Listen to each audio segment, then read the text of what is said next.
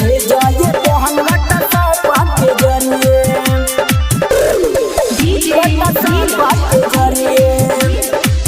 Kalika movies recording studio Sugauli. Rakhi भेजा ये बहन WhatsApp के जरिए राखी भेजा ये बहन राखी भेजा ये बहन WhatsApp के जरिए बनिसी मत हमें टाइम नहीं बढ़ुए राखी भेजा ये बहन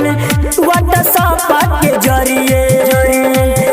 राखी भेजा ये बहन राखी भेजा ये बहन WhatsApp के जरिए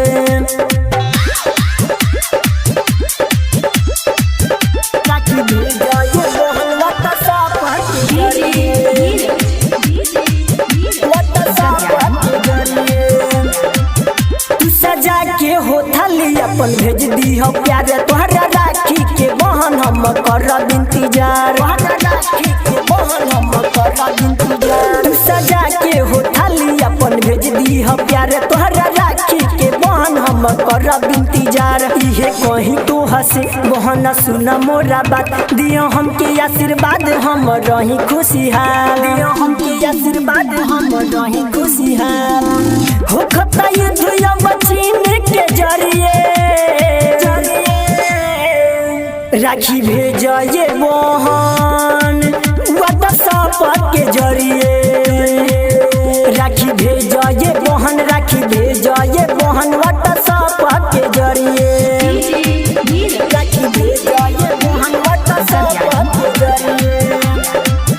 राइटर मनु राज्य से गइल बाहरे विदेश उनके WhatsApp पे बहन भेजा सनदेश